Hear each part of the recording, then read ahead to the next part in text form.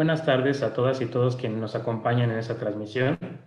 A nombre de la Secretaría de Cultura, a través del Centro Nacional para la Preservación del Patrimonio Cultural Ferrocarrilero, les damos la más cordial bienvenida. Tenemos el gusto de iniciar nuestro programa de difusión editorial de este año con la presentación de la revista digital Mirada Ferroviaria, órgano de difusión de nuestro centro, cuyo propósito es difundir estudios sobre temas ferroviarios desde las diferentes disciplinas. Hoy estamos de manteles largos porque suma ya 40 números y alrededor de 150 artículos publicados, elaborados por investigadores e investigadoras de las diversas instituciones académicas, nacionales e internacionales.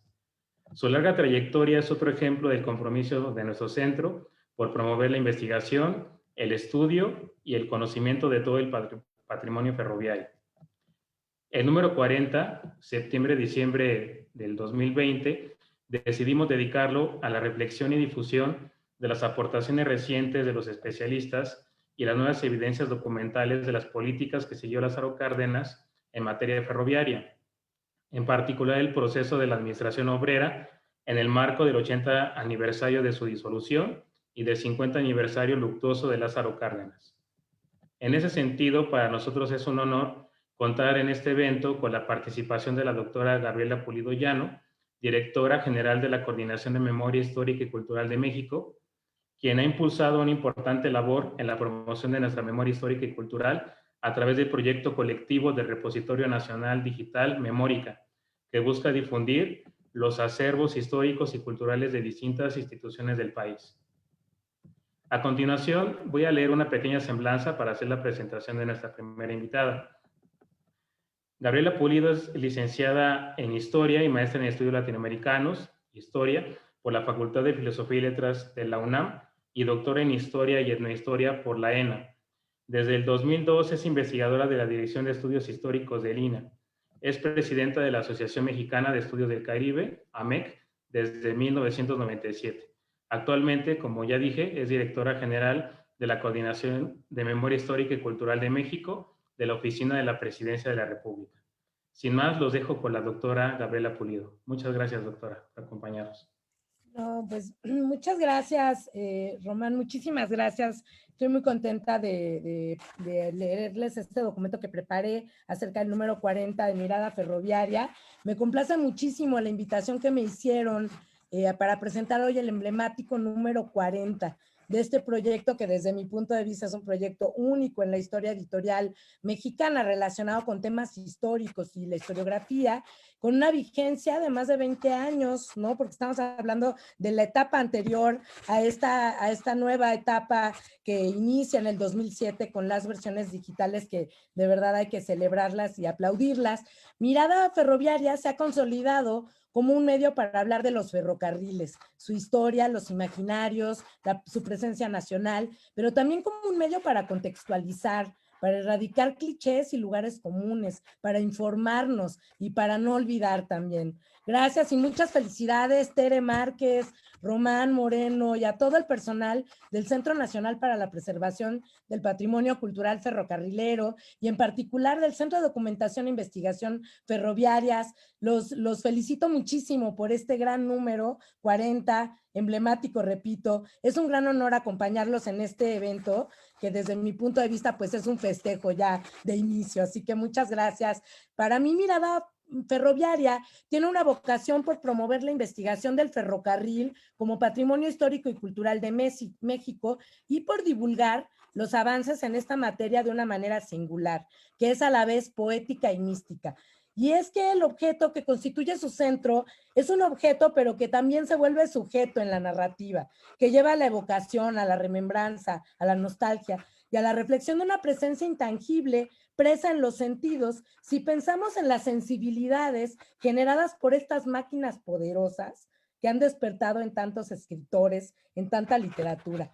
Nada más los nombres de las secciones de la revista nos preparan para este recorrido.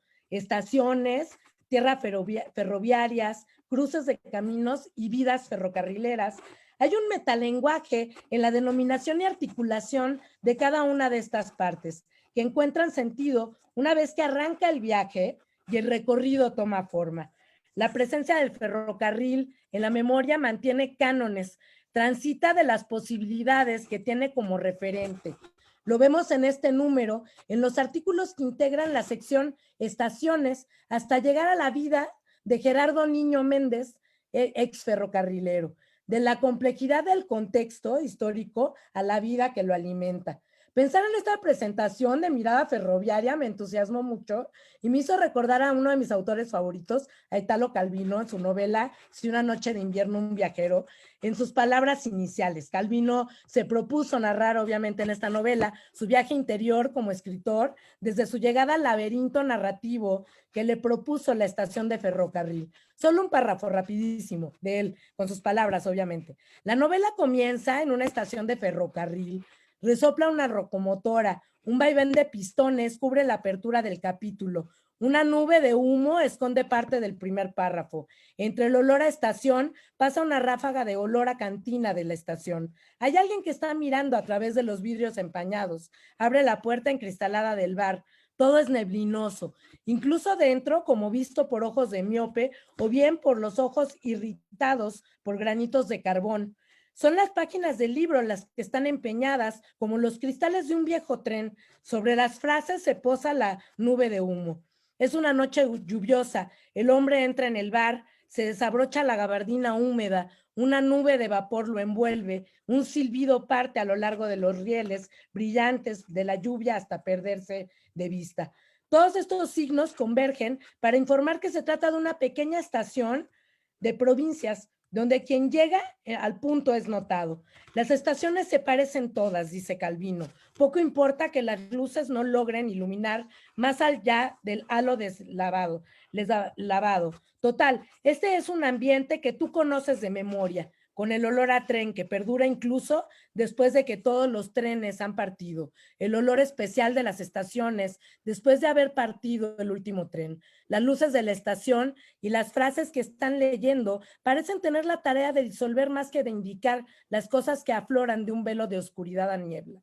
Yo he bajado en esta estación esta noche por primera vez en mi vida. Así como yo leí este número de Mirada Ferroviaria y ese primer impacto es el primer olor de la máquina, del serrín, de ese serrín mojado que describieron, de esos primeros encuentros con ese personaje de ferrocarril que se volvió personaje de tantas escenas literarias tan emblemáticas. Como un lugar común en México, pensamos que el ferrocarril es un patrimonio solo asequible en los museos y forma parte de imaginarios aventureros y épicos de la historia mexicana. Y digo un lugar común porque para comunidades enteras en contextos urbanos y rurales a lo largo de toda la República, el ferrocarril forma parte de su cotidianidad de muchas maneras. Desde 1999, los ensayos que consolidan hoy a Mirada Ferroviaria nos recuerdan esta presencia histórica y cultural desde la historia y otras disciplinas. Las voces que han contado en esta revista, La historia del ferrocarril, dan constancia de un número de especialistas y miradas que han aportado a la resignificación de este objeto, sujeto, presente, muchas veces como pretexto o detonador de discusiones a las que hay que tomar de frente. Gracias a este órgano de difusión, la historiografía acerca del ferrocarril en México se ha definido como un campo de especialización que integra todo tipo de conocimientos, ya que es una temática que nos remite a lo social, a lo político, a lo económico, a lo tecnológico, a lo científico, a los movimientos sociales, a la plástica, a la narrativa, la crónica, la poética, la experiencia. Mirada Ferroviaria también ha vuelto tendencia a un tema que no es ni pequeño ni poco complejo. A modo de abre camino, la introducción en este número 40 nos prepara para el viaje de esta lectura en la que encontramos, dicen los editores, la reflexión y difusión de las aportaciones recientes de los especialistas y las nuevas evidencias documentales de las políticas que siguió Lázaro Cárdenas del Río en materia ferroviaria, en particular el proceso de administración obrera en el marco del 80 aniversario de su disolución y del 50 aniversario luctuoso de Lázaro Cárdenas. Las acciones de Lázaro Cárdenas a la cabeza de la nación repercutieron en la consolidación de instrumentos jurídicos e instituciones que hicieron posible el aprovechamiento de factores estratégicos, poniendo en el mismo plano tanto al petróleo como a los ferrocarriles.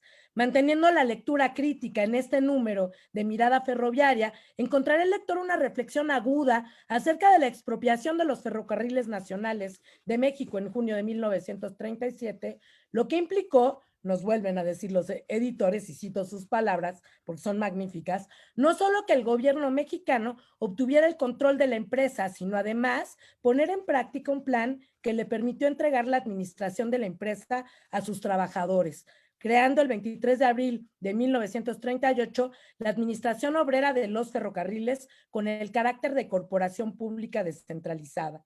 En la primera estación de este número 40 encontramos las palabras de Arturo Valencia Islas, investigador del Instituto de Investigaciones Económicas de la UNAM, quien describe este contexto en su artículo Los ferrocarriles nacionales de México durante los años cardenistas, de 1938 a 1940.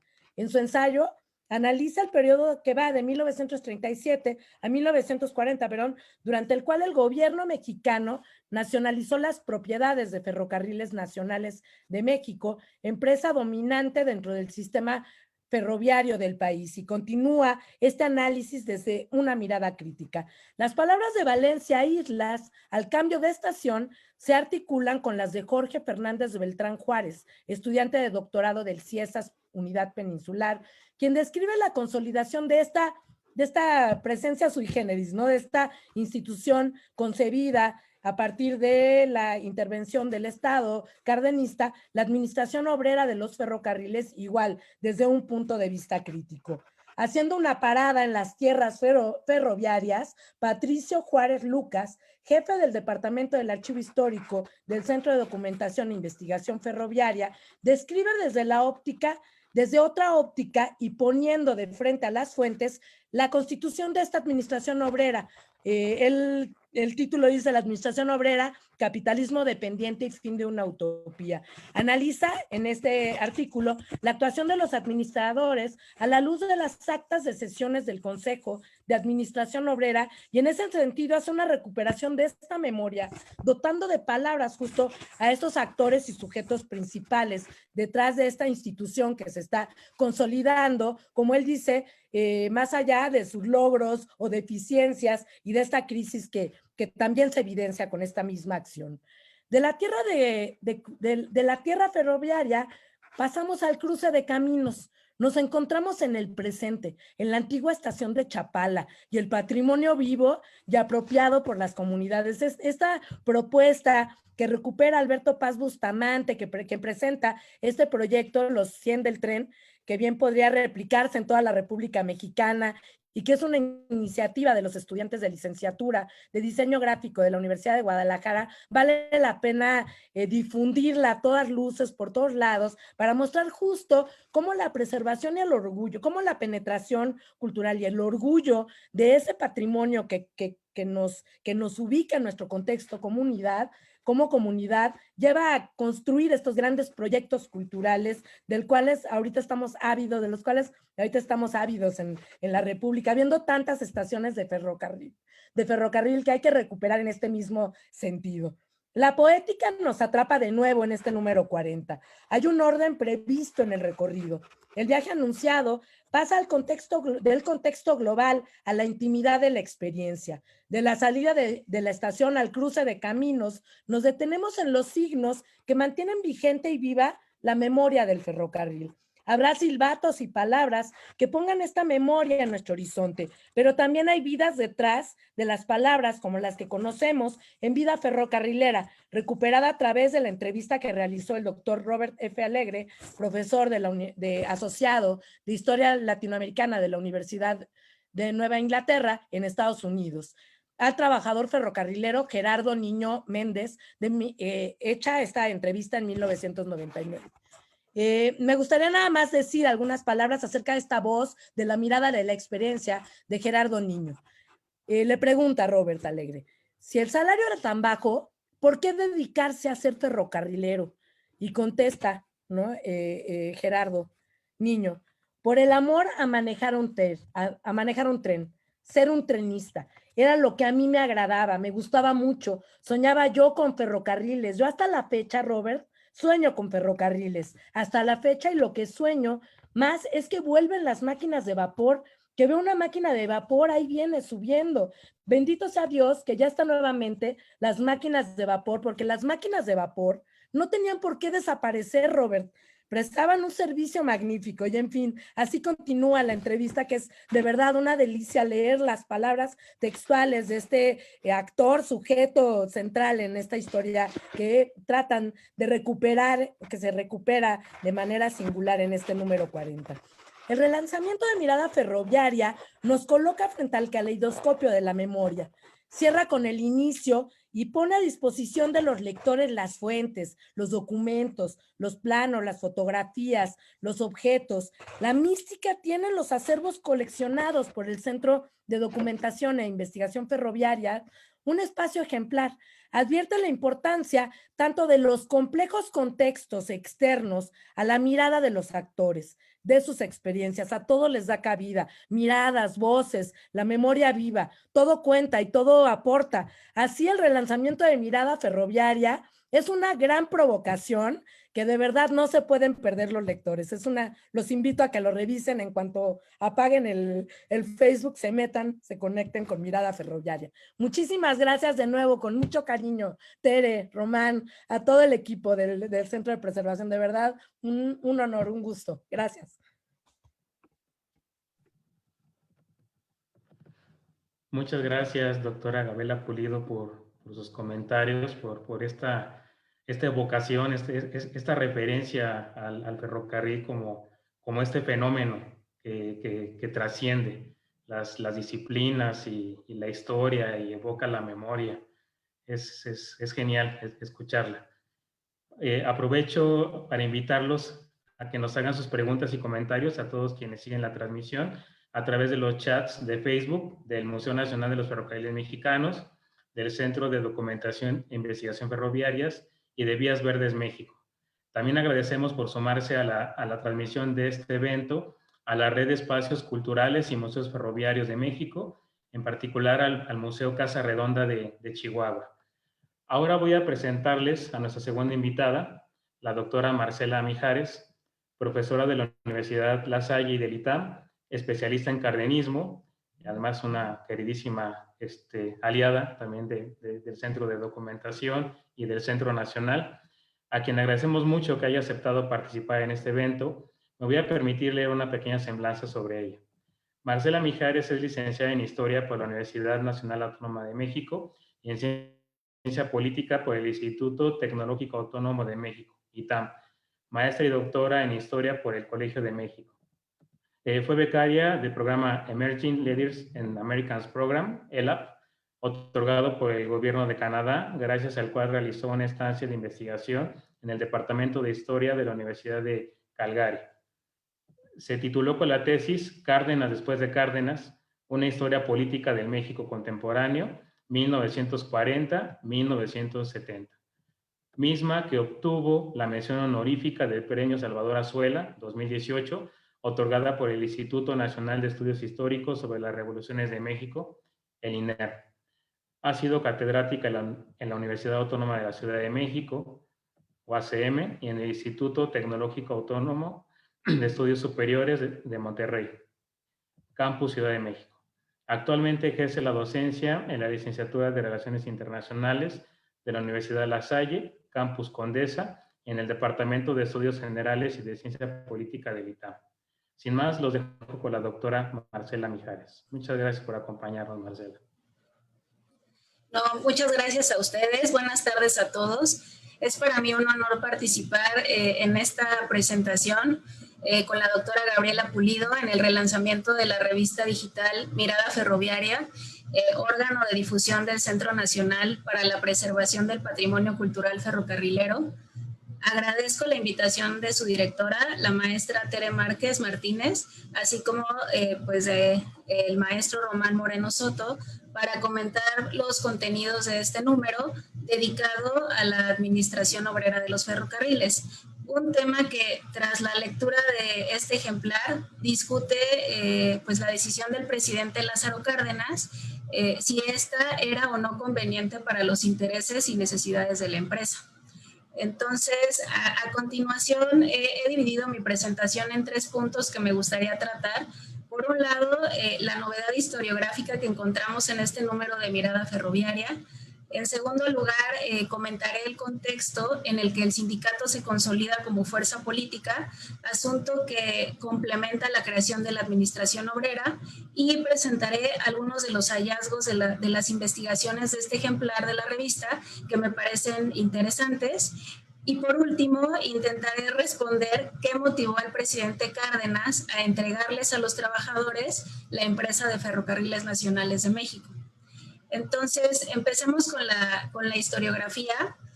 Como todos sabemos, el cardenismo como objeto de estudio es inagotable. Muestra de esto es el volumen de estudios y obras dedicadas a este periodo histórico. Ello no es casual. Recordemos que el gobierno de Cárdenas es considerado la culminación del proyecto revolucionario, en tanto que hizo realidad algunas de las demandas sociales que, a pesar de estar plasmadas en la Constitución de 1917, habían sido incumplidas por la élite política.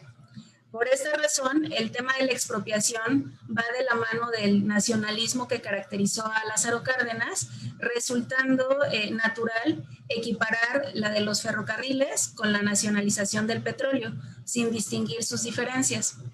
Además, en la historiografía ferroviaria clásica predominó una visión, en mi opinión, acrítica de la administración obrera, misma que fue sustentada por estudios del movimiento obrero, algunos de ellos elaborados por antiguos trabajadores. Pues bien, comenzaré señalando que los trabajos que hoy podemos leer en el número 40 de Mirada Ferroviaria se suscriben en una historiografía revisionista que discuten y ponderan distintos aspectos de la decisión tomada por el presidente Cárdenas y sus resultados bajo la administración obrera. Entonces, es una enorme contribución lo que podemos leer en este número. Ahora hablemos del momento. La expropiación ferrocarrilera y la administración obrera ocurren entre junio de 1937 y abril de 1938. Eventos que desde el punto de vista de 2 de sus autores, Arturo Valencia y Jorge Beltrán, coinciden con el periodo más radical del gobierno cardenista. Considero necesario dar marcha atrás en el tiempo y recuperar la configuración del sindicato como fuerza política, pues solo así se comprende la complejidad que entrañó la administración obrera. Como es conocido, el sindicalismo ferrocarrilero se caracterizó por su combatividad y su independencia, cuya fuerza radicaba en el enorme número de agremiados suscritos al mismo, y que prácticamente todo el sistema de comunicaciones en México estaba en sus manos. A pesar de esto, también hay que puntualizar que los trabajadores no estaban completamente unificados, pues si bien el Sindicato de Trabajadores Ferrocarrileros de México, fundado en 1933, contaba con una enorme fuerza, no era la única agrupación. Aunado a ello, también consideremos que si bien desde la campaña presidencial de Cárdenas, el líder ferrocarrilero Juan Gutiérrez le sugirió que el gobierno se hiciera cargo de Ferrocarriles Nacionales de México, el general Cárdenas tampoco contaba con el respaldo de todos los sectores obreros, sobre todo al principio de su gobierno. Los más radicales incluso se negaban a colaborar, como algunos ferrocarrileros que militaban en el Partido Comunista Mexicano. A finales de 1934, el Sindicato de Trabajadores Ferrocarrileros propuso un nuevo contrato colectivo sin alcanzar resultados concretos. Para mediados de 1935, ocurrió la famosa crisis Calles Cárdenas. El expresidente atacó a las huelgas de trabajadores y evidenció la ineficacia del gobierno para frenarlas, mientras que Cárdenas se declaró obrerista. Esta coyuntura política, que de hecho los autores de este número recuperan, jugó a favor de los ferrocarrileros, ya que facilitó su unificación en torno al Sindicato de Trabajadores Ferrocarrileros de México, y aquella reticencia para colaborar o respaldar al gobierno de Cárdenas dio un giro con la creación del Comité de Defensa Proletaria. Este comité es importante porque actuaba en defensa del presidente en esta coyuntura política, materializaba las demandas obreras y facilitaba la unificación de las más variadas organizaciones, entre ellas la de los ferrocarrileros. En pocas palabras, la cohesión de los trabajadores del riel en un solo sindicato se explica por este contexto, cuya defensa del derecho a huelga generó una alianza con el gobierno federal, en tanto este respetara su autonomía sindical. El resultado de este proceso de unificación culmina con la creación de la Central de Trabajadores de México, pero para junio de 1936 el sindicato de ferrocarrileros decide mantenerse independiente. Apenas un mes atrás, en mayo del 36, habían alcanzado con éxito el pago del séptimo día como resultado de una huelga en contra de la empresa Ferrocarriles Nacionales de México. Era evidente que su autonomía le garantizaba mayor capacidad de negociación y de influencia que si se sometía a una central como la CTM, decisión que además pues no cancelaba su colaboración con el gobierno y con el respaldo de sus intereses. En el mes de noviembre de 1936 se expide la ley de expropiación y 6 meses más tarde se emplea para nacionalizar a Ferrocarriles Nacionales. La transición de empresa privada a empresa pública, en mi opinión, fue tersa comparada con otros casos, pues esta se encontraba agotada económicamente, con una deuda que impedía su modernización, mientras que sus accionistas y acreedores extranjeros estaban ávidos de tratar con un dueño con capacidad de pago, como podía ser el gobierno mexicano. La nacionalización de los ferrocarriles provocó algunos cuestionamientos de los trabajadores, pues esta decisión podría frenar naturalmente su activismo sindical y sería vista como una señal de subordinación. Además, como puntualizan los autores de este número, si se entregaba la empresa a los trabajadores, estos se convertirían en empleados del Estado, anulando su contrato colectivo y, por supuesto, perderían sus conquistas sociales. Sin embargo, si el Estado deseaba triunfar en esta medida, necesitaba contar sí o sí con el respaldo de los trabajadores del riel. A pesar de la desconfianza, finalmente se crea la Administración Obrera, pero desde el principio se palparon sus contradicciones y creo que esta es una de las cosas más ricas de los dos artículos en los cuales me estoy centrando. Como comenta Jorge Beltrán en su texto, la Administración Obrera jugaba un doble papel, patrón y empleado al mismo tiempo. Es decir, el sindicato también participaba en la administración de la empresa y, por otro lado, defendía a sus agremiados. Por su parte, de acuerdo con Arturo Valencia, a la entrega de la administración a los trabajadores, estos se comprometieron a, y cito un pedacito, reducir los gastos de la empresa y a desarrollar toda su capacidad personal durante la jornada laboral. Cierro la cita. No obstante, las evidencias que podemos leer en este número de Mirada Ferroviaria demuestran que el sindicato se inclinó más por proteger a los trabajadores en actos o percances que ponían en evidencia la negligencia por parte del personal o eliminando áreas sustantivas de la empresa sin criterios técnicos. Tales decisiones se tomaban frente al estado financiero de la empresa, el cual cada vez era más complicado, sin ingresos suficientes y sin facultad para aumentar las tarifas, además de que carecía de autonomía real para ejercer su presupuesto. Mientras tanto, el gobierno se concentraría en vigilar a la empresa, como desarrolla el artículo de Patricio Juárez. A través de distintos ejemplos, se señala que el gobierno de Cárdenas presionaba a la administración para que se hiciera cargo de sus compromisos con sus acreedores. El problema de fondo es que la empresa continuaba sin dinero en caja. Ahora, Cárdenas, ¿por qué esta decisión? Después de leer el número de la revista, es inevitable preguntarse por qué el general Cárdenas decidió apostar por la administración obrera para sanear una empresa en números rojos.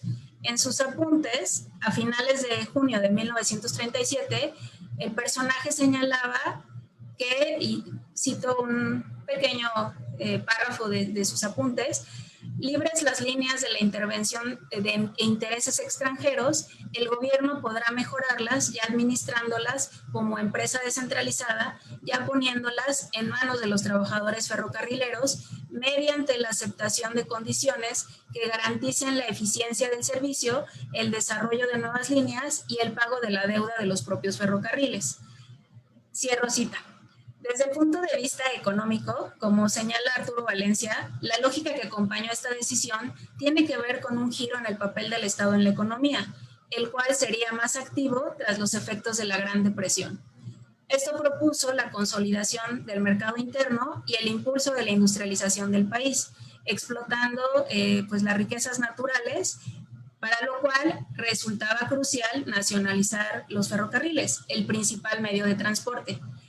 En el plan sexenal también se propuso la independencia económica de México y la vigorización de las organizaciones obreras. Para hacer efectivas estas medidas, en especial que el Estado pudiera controlar los sectores estratégicos de la economía, se elaboró la Ley Federal de Expropiación por causa de interés público. Además, se alentó a la organización de los sindicatos, como comentaba al principio de la presentación, y como muestra clara, pues está el sindicato de ferrocarrileros. Al momento de nacionalizar los ferrocarriles y entregar su administración a los trabajadores, su objetivo fue eliminar a la empresa privada, a la que acusaba de haber sido incapaz de satisfacer la creciente demanda del mercado. Desde el punto de vista político, el apoyo de los trabajadores era fundamental para sostener los intereses del Estado, pero condicionaba la independencia de su sindicato. En buena medida, frenaba su activismo comprometiéndolos a colaborar antes que luchar por sus derechos. Cálculo que salió mal porque, como he señalado, el sindicato, y bueno, de hecho el número de Mirada Ferroviaria así lo deja ver, el sindicato prefirió defender a los trabajadores, decisión que en última instancia era adecuada, entendiendo que para eso habían creado este tipo de organizaciones. Pensando en el contrafactual, si se hubieran atendido las demandas de la empresa, como el saneamiento de sus finanzas o el pago a los acreedores con el objetivo de mejorar el servicio, es muy probable que los trabajadores ferroviarios hubieran quedado desprotegidos frente a medidas necesarias y urgentes, como reducir la nómina o la supresión de áreas no sustantivas. De hecho, esto sucedió durante la creación de Petróleos Mexicanos tras la expropiación, la cual también enfrentaba una crisis financiera, pero que a diferencia de los ferrocarrileros, desde el principio el gobierno decidió limitar la intervención del sindicato en la organización de la empresa, lo que facilitó la aplicación de algunas medidas para reducir sus costos, incluyendo la reducción de personal. Paradójicamente, Cárdenas fue quien solicitó dichos ajustes y el sindicato los aceptó, a cambio de no perder algunos beneficios como el pago de vacaciones. Para Lázaro Cárdenas, las conquistas de los trabajadores debían ser compatibles con la capacidad productora y financiera de las empresas, siempre en términos de la ley. Sin embargo, siguiendo esta lógica, los ferrocarrileros privilegiaron sus conquistas a costa de la empresa. No sabemos hasta dónde hubiera sido posible que con la buena voluntad de los trabajadores se saneara una empresa con serias dificultades financieras. Por esta razón, algunos estudiosos del periodo señalan que la creación de la administración obrera fue una decisión completamente antieconómica y demagógica. En mi opinión, concuerdo más con la idea de que existía un genuino interés de Cárdenas por resolver los problemas que afectaban a la empresa, y desde su ideario y su proyecto político, la administración obrera fue vista como una solución. En síntesis, este número es una invitación, y coincido con la doctora Gabriela Pulido, provocadora, muy provocadora, a releer este emblemático evento del cardenismo, donde con una mirada ferroviaria fresca se discuten viejas ideas y se encuentran novedosas contribuciones para la historiografía. Los invito a conocer este número y le deseo mucho éxito a la revista en esta nueva época. Enhorabuena. Muchas gracias por la invitación.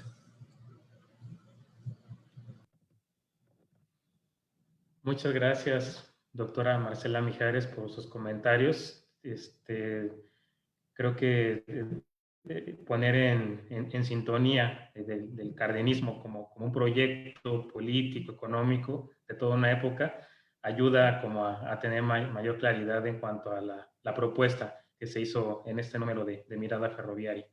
Y bueno, pues a continuación, para cerrar con broche de oro este magnífico evento, le cedo la palabra a la maestra Teresa Márquez, directora del Centro Nacional para la Preservación del Patrimonio Cultural Ferrocarrilero y del Museo Nacional de los Ferrocarriles Mexicanos.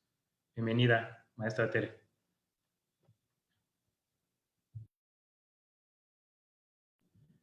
Su micro, maestra. Perdón, había olvidado que no, yo lo había apagado. Pues muchas gracias, Román, muchas gracias, Marcela, muchas gracias, Gaby. De verdad, su presencia aquí nos entusiasma muchísimo porque son también nuevas miradas, que esas siempre las estamos buscando como un gran tesoro. La revista digital Mirada Ferroviaria, ahora digital, comenzó siendo impresa. Es una publicación que nació en otoño de 1999, bajo el nombre de Boletín Documental, con el fin de difundir el acervo documental del CEDIF, del Centro de Documentación e Investigación Ferroviaria, y convertirse en una plataforma disponible para que estudiosos e interesados en el tema pudieran dar a conocer sus avances de investigación o resolver a veces algunas dudas o acercarse, sobre todo acercarse a los fondos documentales del centro. Sin temor a equivocarme, puedo decir que Mirada Ferroviaria es el instrumento de socialización más importante entre investigadores y estudiosos sobre los temas muy diversos que abarca el asunto del ferrocarril. Concesiones, políticas gubernamentales, como hemos escuchado, trabajadores nacionales y extranjeros, organizaciones gremiales, movimientos, huelgas, planes y programas de inversión, desarrollo, crecimiento o expansión, públicos y privados, estructura y funcionamiento de las empresas, de las diversas empresas que es la historia del ferrocarril en México. Los funcionarios, la administración, las políticas salariales y administrativas de las empresas, la organización de trabajo, la negociación de contratos colectivos y aún los propios contratos, tecnología y maquinaria, además de múltiples aspectos tecnológicos y técnicos, como son las comunicaciones, los puertos, los cruces fronterizos, las construcciones de vía, puentes, estaciones, talleres, obras hidráulicas, en fin, una larga lista.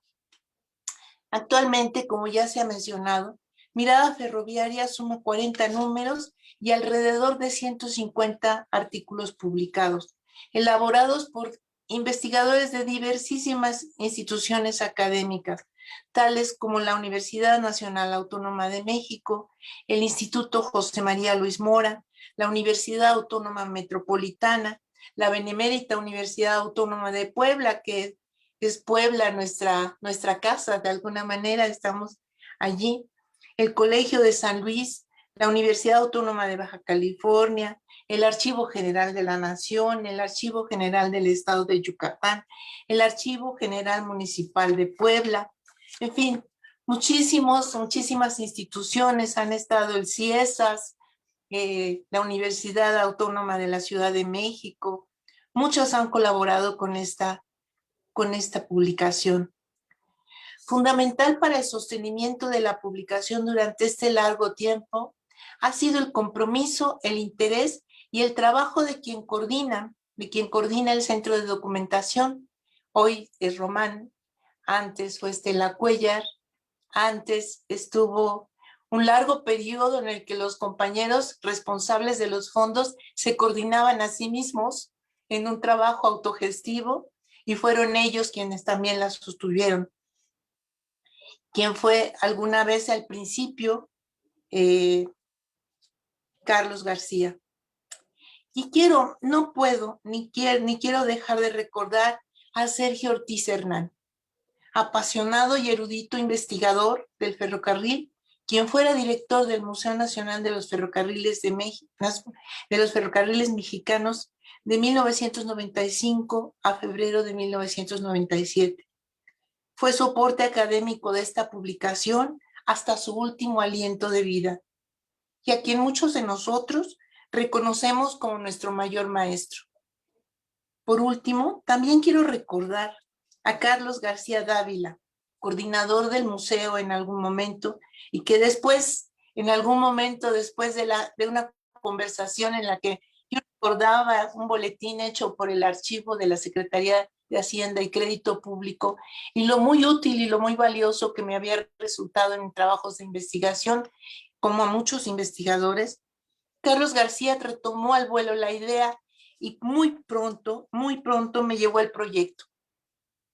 Había conversado también con Sergio Ortiz y entre los dos imaginaron estos títulos que son las secciones tan poéticas de nuestra revista.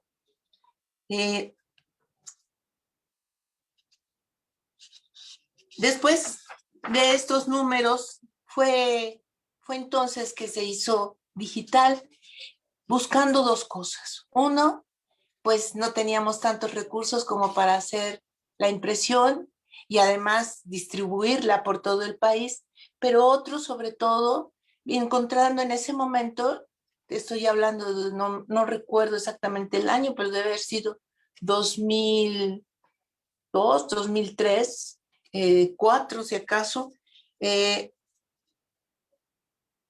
la posibilidad de llegar a muchísimo mayor número de lectores.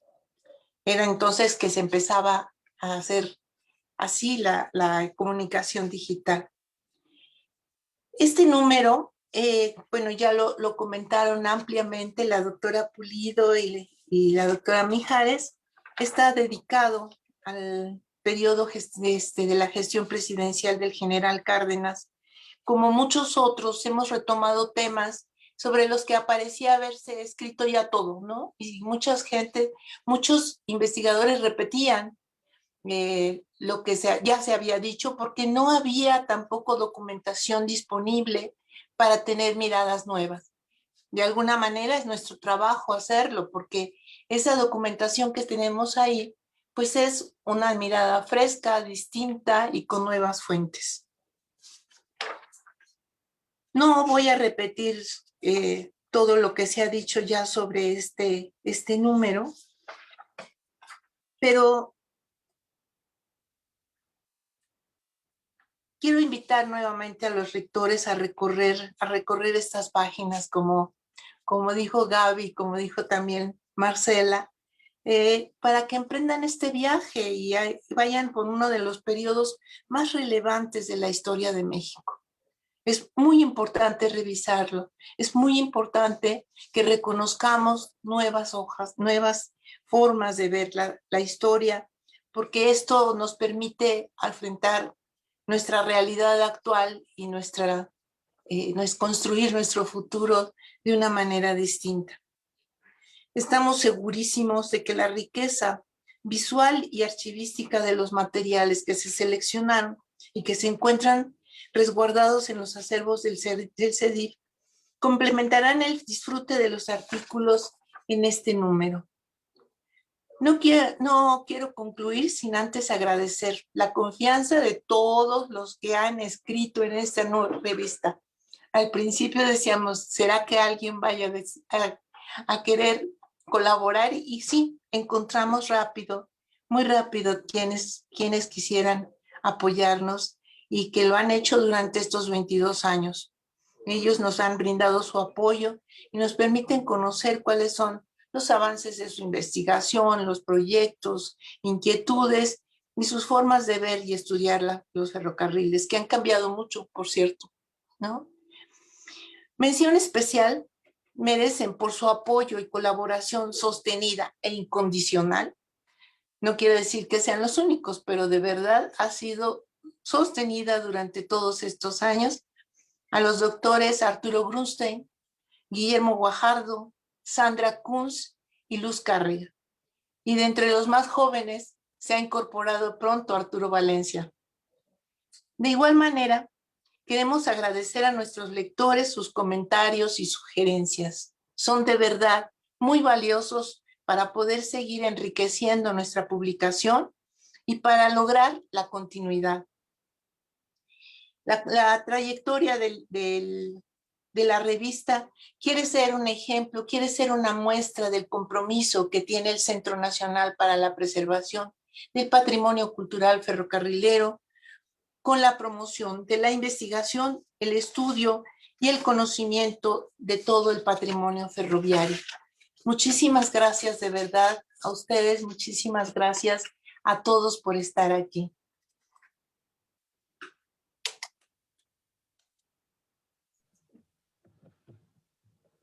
Muchas gracias, maestra Tere, por sus palabras, por de alguna manera encauzar este proyecto. Ahorita hacía la referencia a esta trayectoria de la revista desde que inició como boletín, pero pues evidentemente en toda esa trayectoria el papel que usted ha tenido pues ha sido fundamental. Entonces también aprovechar para felicitarla y para agradecer que haya impulsado este proyecto y que pues ahí vamos dándole otro aliento, ¿no? Siempre procurando llevar esta mirada fresca.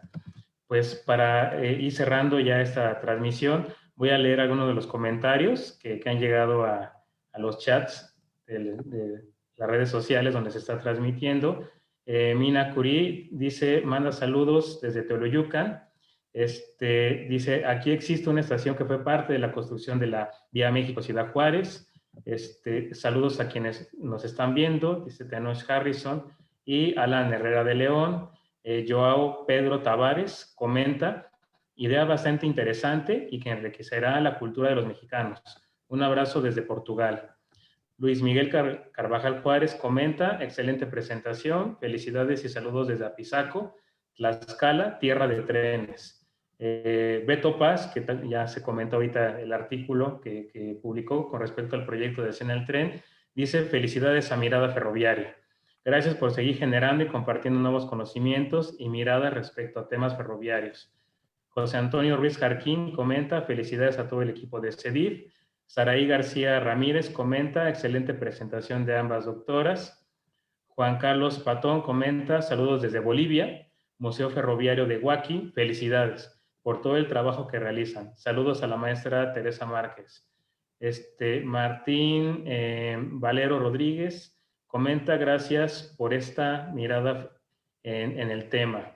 Y bueno, solamente hay una pregunta de Mina Curí. Dice, en las primeras ediciones de esta revista, por allá de los 30, se publicó una foto de la estación de Teoloyucan. ¿Dónde puedo ver esta publicación?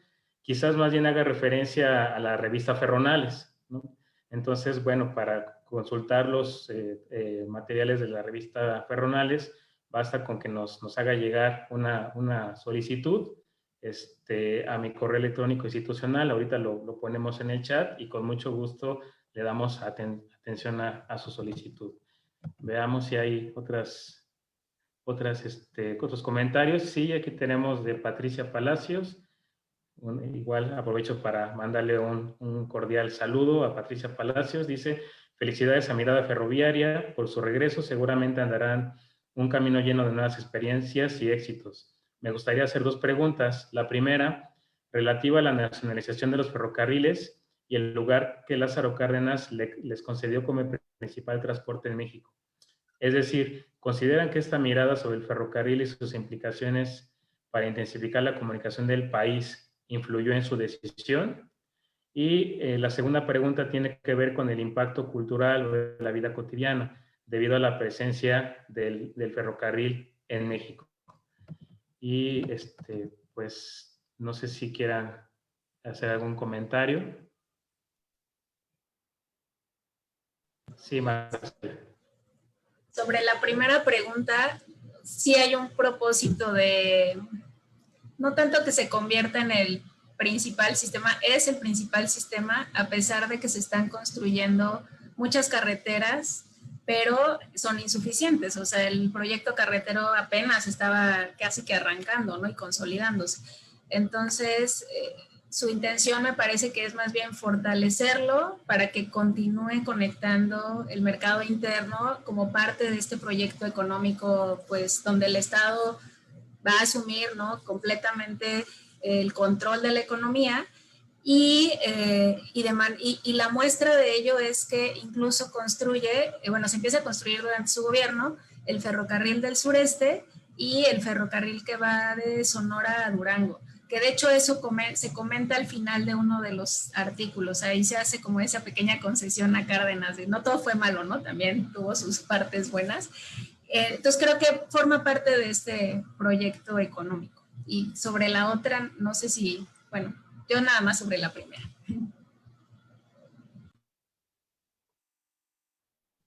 ¿Algún comentario sobre la cuestión de la vida cotidiana, la cultura,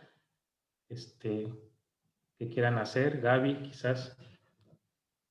No, yo le doy la voz a Tere. Aquí la mera. Bueno, sobre la vida cotidiana, la vida cambió cuando llegó el ferrocarril. Como decía Sergio Ortiz, mencionado hace un momento, después del ferrocarril nada fue igual. Y sí, el tiempo, la distancia, las posibilidades de tránsito, la popularización de los viajes, ¿no?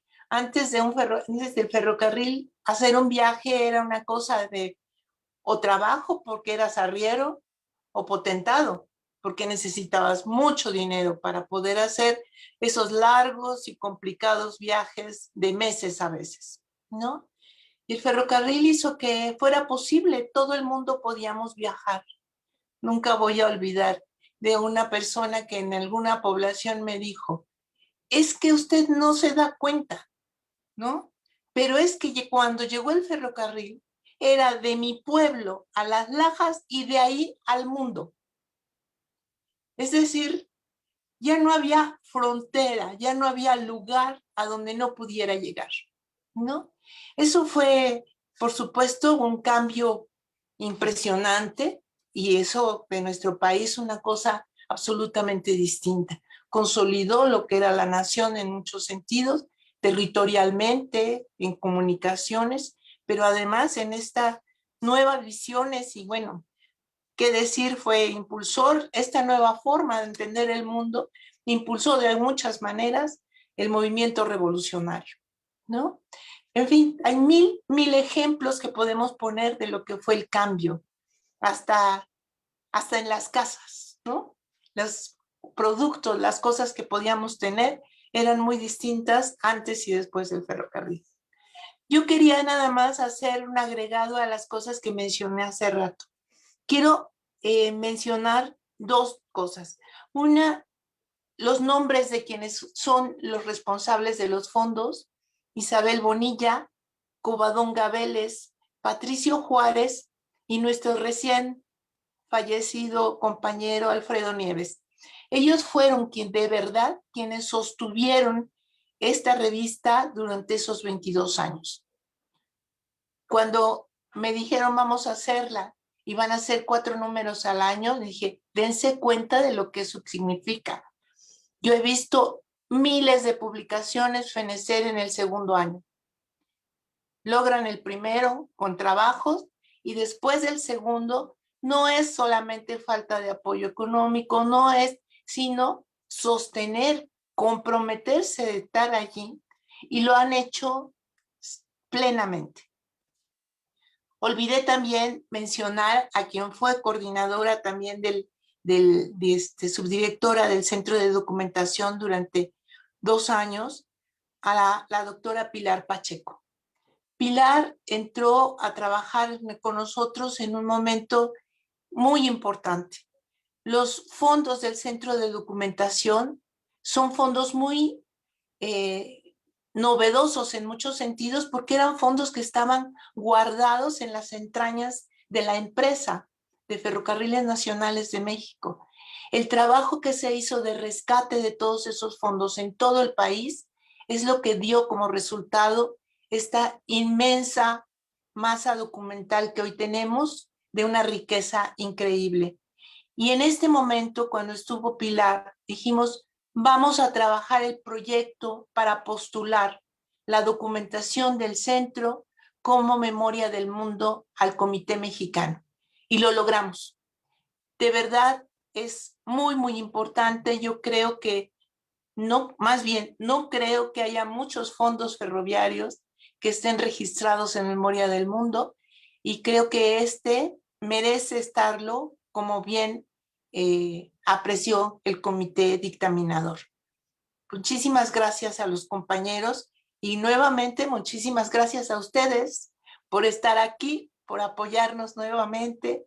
Y pues esto nos compromete más, tenemos que continuar. Ya celebraremos los 50 años. Ahí nos vemos.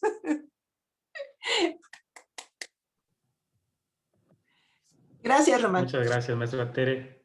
Pues ya para ir cerrando, solo sobre el tema de la vida cotidiana y la cultura, pues en particular ya en el cardenismo, está expresado en Mariano Azuela, ¿no? Y la nueva burguesía, ¿no? Ya de toda esta parte cosmopolita del ferrocarril, el significado ya de los barrios obreros, y algo que conoce muy bien la doctora Gaby Pulido, la vida nocturna, ¿no? Que también está bien implícita, ¿no? En esos barrios, en esa parte cosmopolita y de ciudad, pues creo que también fue un impacto que de alguna manera estaba vinculado al proyecto cardenista, en esa cuestión también de la política de masas, ¿no? Que alguna vez diría Arnaldo Córdoba. Entonces, para ya ir cerrando, leo los últimos comentarios. Hugo Arturo Cardoso Vargas, felicidades a una larga historia, difundiendo la historia del ferrocarril. Gracias y felicidades a los comentaristas.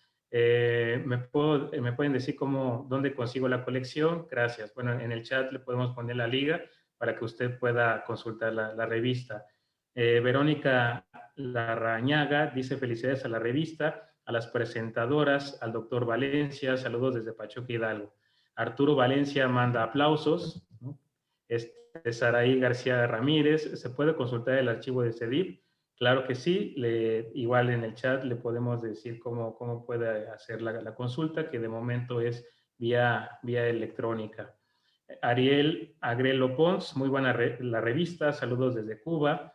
Y bueno, pues con eso cerramos.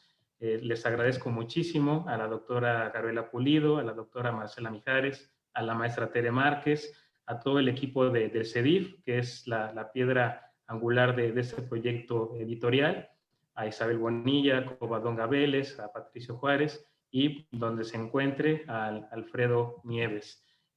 Pues les invitamos a que sigan nuestras transmisiones. Tenemos un mes bastante activo. El día de mañana de un conversatorio sobre el documental Esperanza, las vendedoras del tren, que es un documental maravilloso que pueden igual ustedes descargar desde la plataforma Film al Latino. Y el día jueves tenemos una charla de café que hemos denominado Las ferrocarrileras hablan. Vamos a tener la presencia de varias compañeras que fueron telegrafistas en la época de Nacionales de México. Entonces, pues muchas gracias a todos, que tengan una excelente tarde.